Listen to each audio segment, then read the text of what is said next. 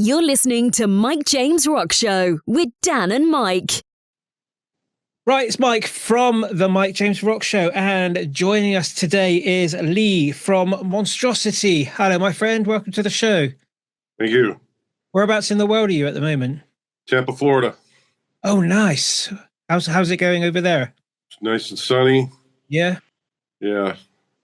We've had rain for 80 days over here. It's just not been fun at all. Wow.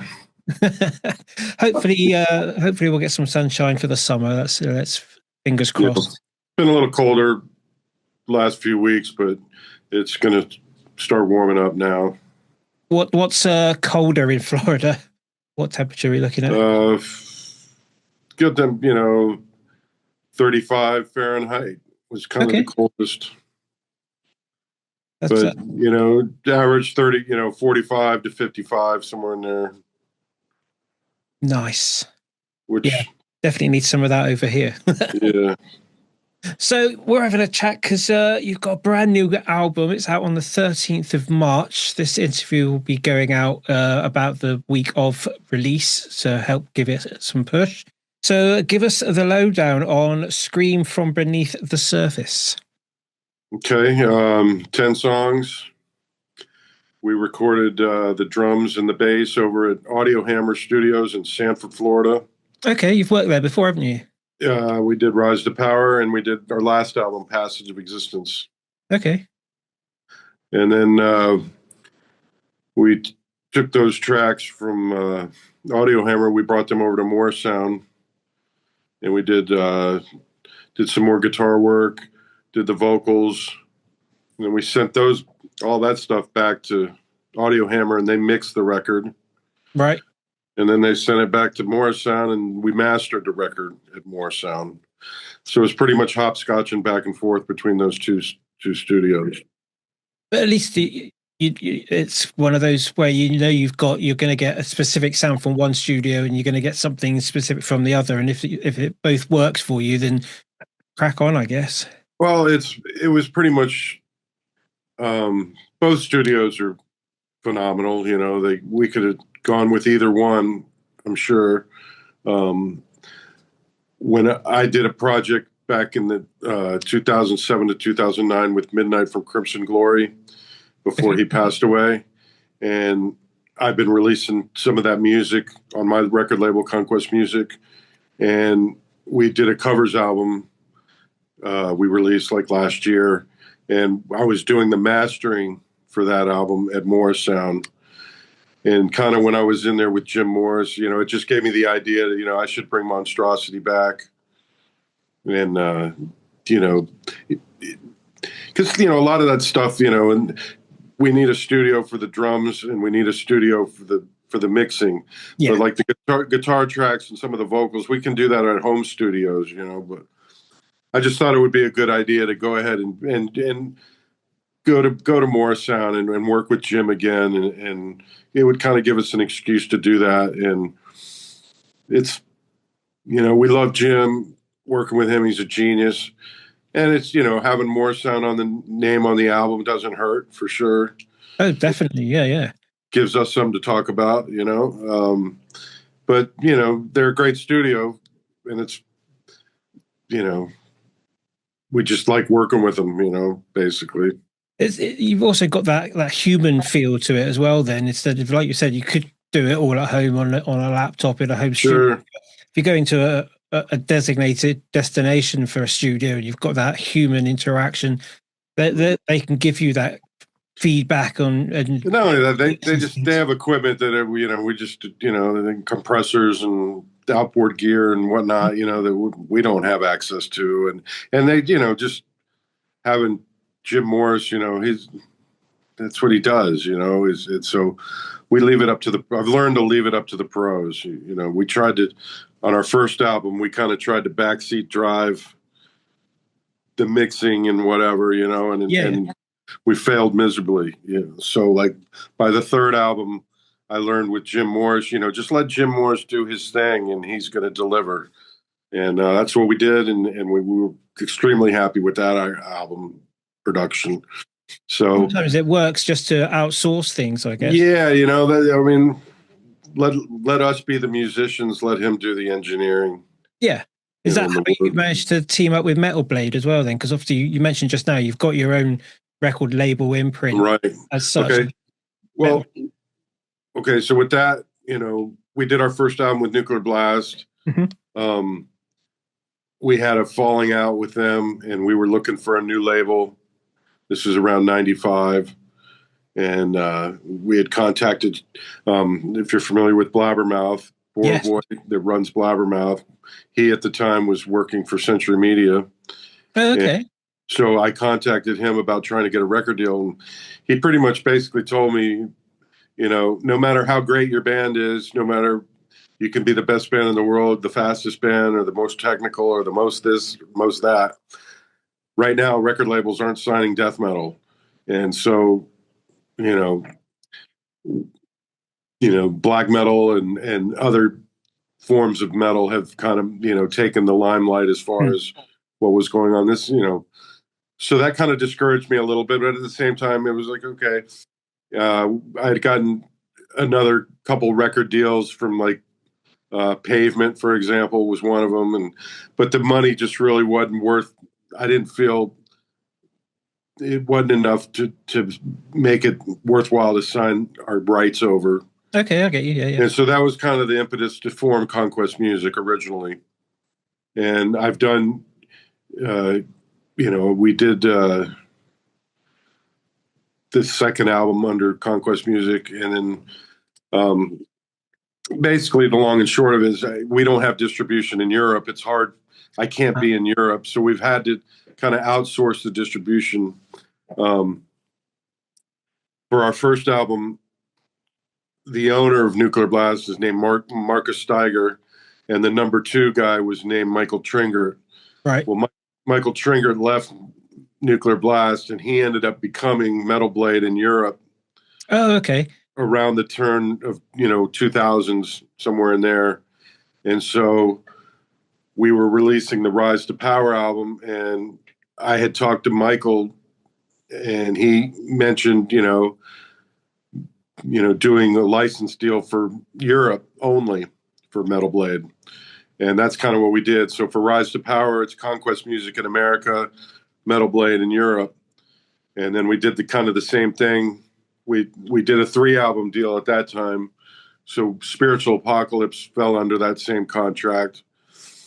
But for Passage, a long time had passed by. So when we contacted Metal Blade, unfortunately, Michael passed away, so he was no longer with us. Oh, no. But I went ahead and contacted, Andreas, and he's Metal Blade Europe, and Tracy Vera, who she's Metal Blade. Talking with them, the idea got brought about to do worldwide, and we just felt that maybe Metal Blade would kind of put a little more emphasis on us if they had worldwide control rather than just the licensing of Europe. Of course, I still have my label, and Conquest Music can kind of push from behind. We can promote and do our thing. We work with arrange the videos and do things like that.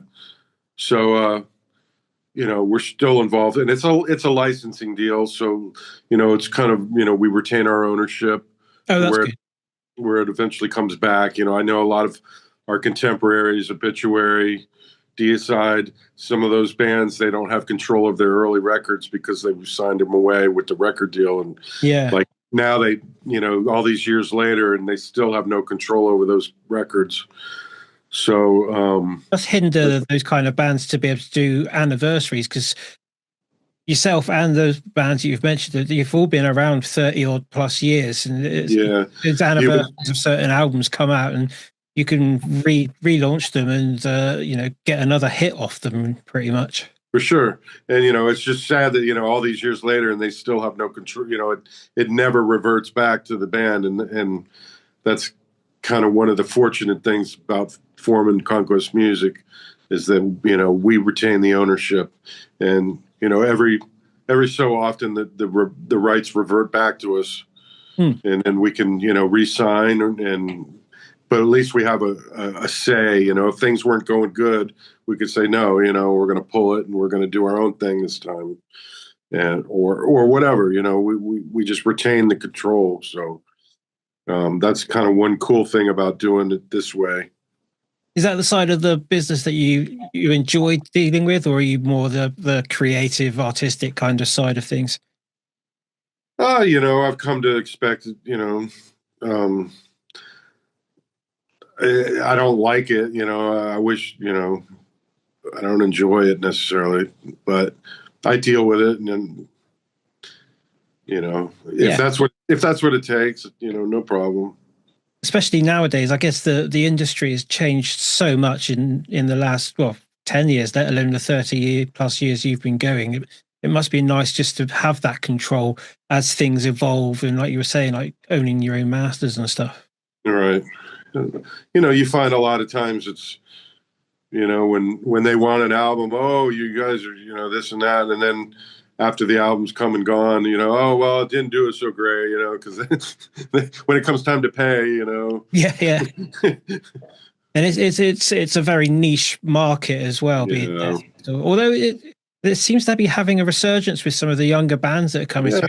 Do you keep your eyes on the scene with like what's coming up at the moment? The newer bands that have been around only sort of like but like even the older bands, we're all bigger than we've ever been. I think so. It only tends to go up. Oh yeah. I think with the likes of bands like Lorna Shore and Slaughter to Prevail, grasping it by the throat and pushing it forwards in sort of like the TikTok generation, they also bring in the old guard with them as well. So everyone's, like you said, on the ups from it. Yeah, and I mean, some bands are amazing that can do that stuff. It's like where they've taken it. It's like as an 18-year-old, 19-year-old me, I would have never imagined that drumming in general could have gone this far, the way these kids play these days, it's insane. It's kind of how, runners always get faster, and, the tricks that they can do on BMX bicycles, we could, it's like it's amazing the stuff. And they've always, the kids are always kind of pushing it to the next level. So it's, cool to see that, and I know right now there's some kid in his bedroom who's just practicing away, and like 5 years from now, he's going to come out of his bedroom and just blow everybody away, and you always have that. And the bedroom guys are the ones that know the technology and self-produced, and it's as high as possible that they can do. And a bit like yourselves, it's then looking for a distribution deal or something.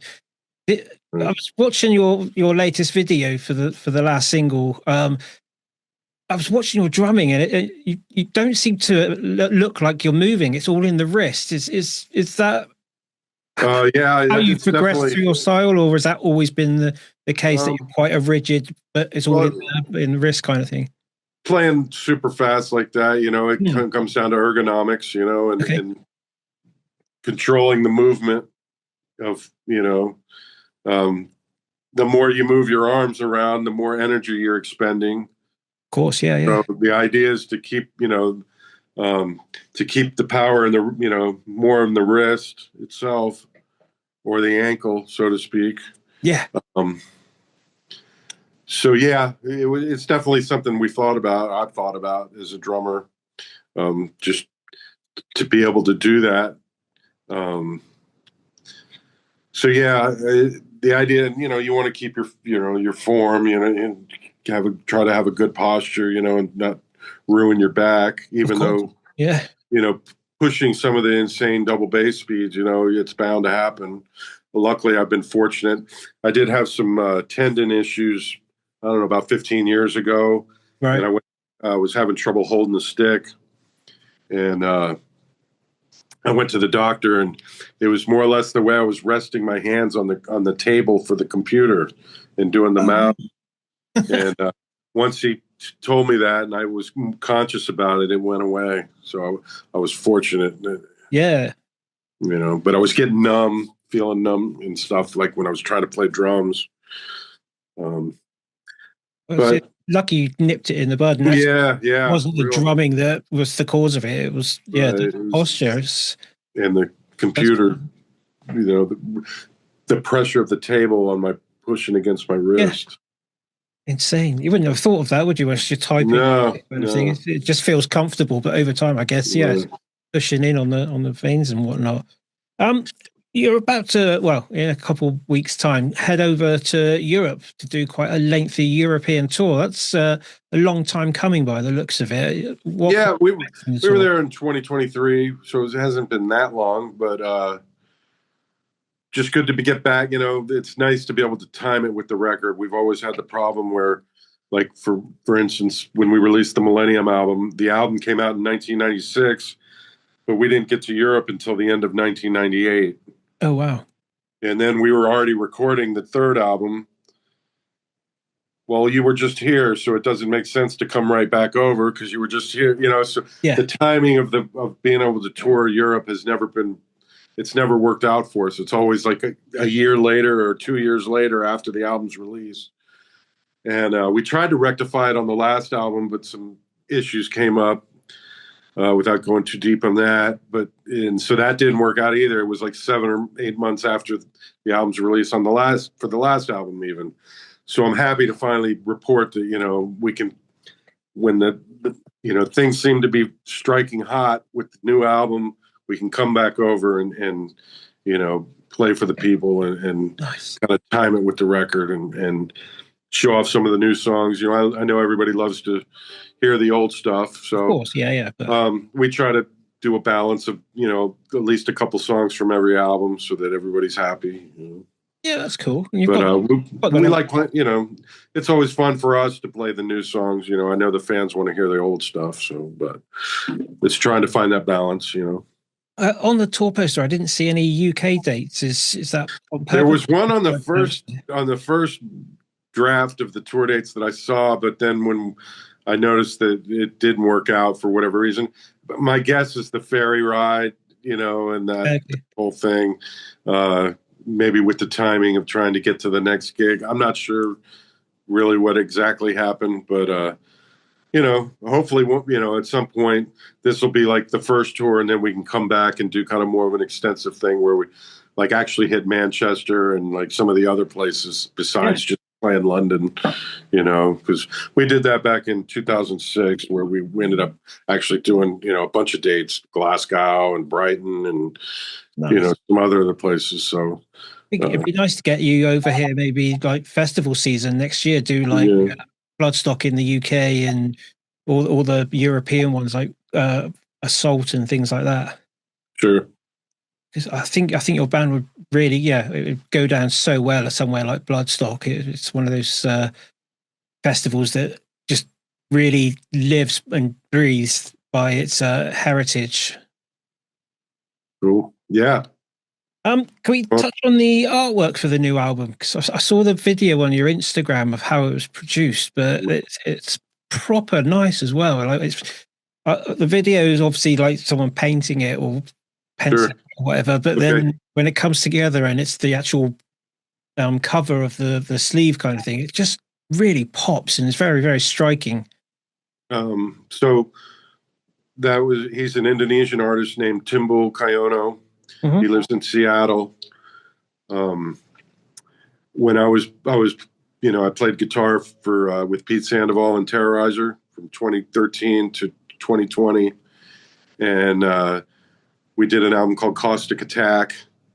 And Timbul he had contacted Pete about a t-shirt design. And I saw the design, and it was basically the Caustic Attack cover, what ended up becoming the Caustic Attack cover. Right. I was, oh, that's cool, Pete. We should use that for the Caustic Attack album. And he agreed, and he talked to the guy, and okay, cool, yeah. I don't know if you're familiar with Zbigniew Bialik. He's the guy that does the Ghost artwork. Oh, okay. I'm a massive Ghost fan, but I just didn't know Ghost. He did it. He's done some Paradise Lost and some other stuff too. Entombed. Anyway, he approached me about doing, this was the Passage of Existence album. He approached me about doing that. And I was like, oh, cool, and he's a great artist, no question. The problem was he just could never come through as far as I sent him my idea, and it took like 6 months just to get a rough sketch. And it just, time kept going, and he's, I guess, I don't know what it was. Ghost. He's busy with Ghost, yeah. But he just never really came through anything, and I was telling Pete about my problem. I was like, we got the album done. We're just waiting. We don't have artwork, like here we are again. That's the same thing that happened with Millennium, where we just didn't have an artist. But anyway, Pete's like, use the Indonesian guy, and I was like, yeah, okay. So sure enough, I sent the Indonesian guy my sketch of my idea. Mm-hmm. 3 days later, we had our Passage of Existence cover the way it's out in the stores. So it was like, I knew he didn't have it, and like, it's not something that he had sitting in his closet. It's something he did because it's my idea, I know he did it. I like the fact that it's, painted, hand done, whatever. It's not just real, like a computer generated thing or an AI thing. With Passage of Existence, that was a lot more colorful of an album cover. This album, we kind of made it a little starker as far as the colors, a little bit darker feel. Yeah. So we didn't want it so bright, because we had kind of done that with the last one.